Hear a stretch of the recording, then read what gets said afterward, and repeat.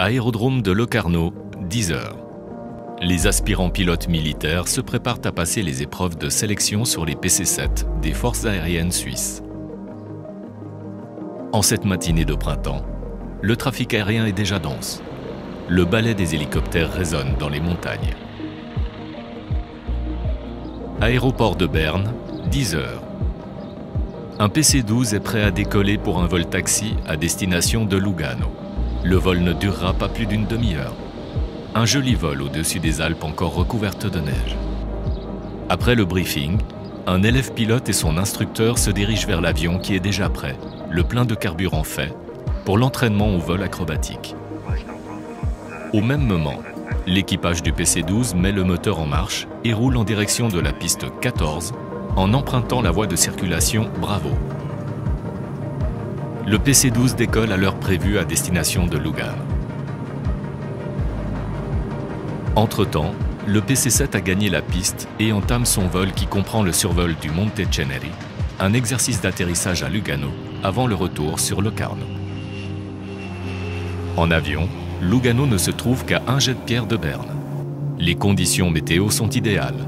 Le vol se déroule sans encombre. Encore un quart d'heure et l'équipage du PC-12 entamera la procédure en vue de l'atterrissage à Lugano-Agno.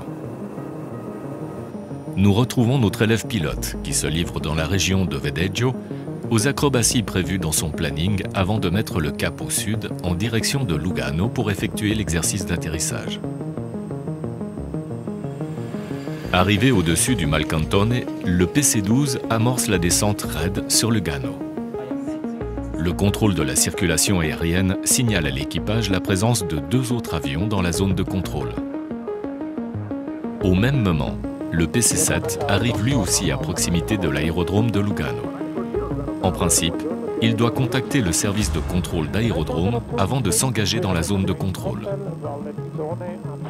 À cet instant, le PC-12 est à la verticale de Ponte Tresa. L'équipage sort le train et se prépare à l'atterrissage. Puis, il effectue un virage à gauche pour se positionner sur l'étape vent-arrière de la piste 19. Pour le PC-7 aussi, l'aérodrome de Lugano est en vue. Au point de compte-rendu mezzo, le pilote demande l'autorisation de pénétrer dans la zone de contrôle. Le contrôleur de la circulation aérienne accorde la clairance et lui demande de continuer jusqu'au point de compte-rendu Bravo, à une hauteur de 3600 pieds. Il signale par la même occasion au PC-7 que le PC-12 est en train de parcourir l'étape vent-arrière de la piste 19. Alors que le PC-12 passe de l'étape vent-arrière à l'étape base, il aperçoit l'avion et ses feux clignotants et informe la tour de contrôle qu'il a un contact visuel avec le PC-12. Absorbé par la manœuvre d'atterrissage, l'équipage du PC-12 ne se rend pas vraiment compte de ce qui se passe en dehors du cockpit.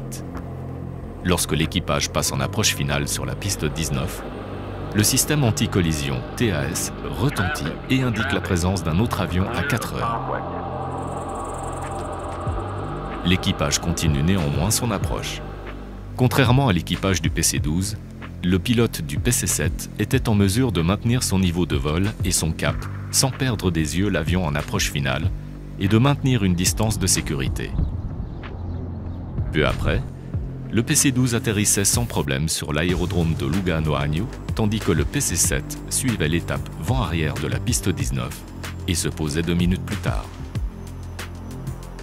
Quelle leçon tirer de cet incident? Séparés uniquement de 0,5 nautiques dans le plan horizontal et de 200 pieds dans le plan vertical, les 2 avions se sont pour ainsi dire frôlés. Lors du virage de base en finale, l'équipage a, par la force des choses, le regard rivé sur la piste. Il n'a aucun moyen de s'apercevoir de la présence d'autres aéronefs dans son dos. Le contrôleur de la circulation aérienne n'a pas assuré la séparation entre trafic dans la zone de contrôle. Ce dernier communique à la rigueur des informations de trafic. Il est donc d'autant plus important de garder à l'esprit les points suivants.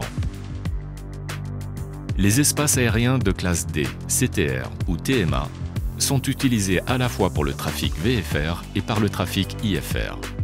Les règles suivantes s'y appliquent. Respecter le principe « voir et éviter ». Maintenir impérativement un contact radio.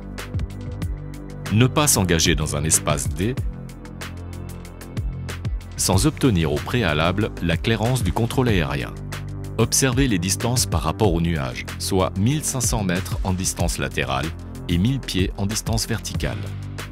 La vitesse pour le trafic IFR est limitée à 250 nœuds. En observant ces points, vous contribuez à la fluidité et à la sécurité du trafic aérien dans les TMA et les CTR et limitez le risque de rapprochement dangereux. Merci.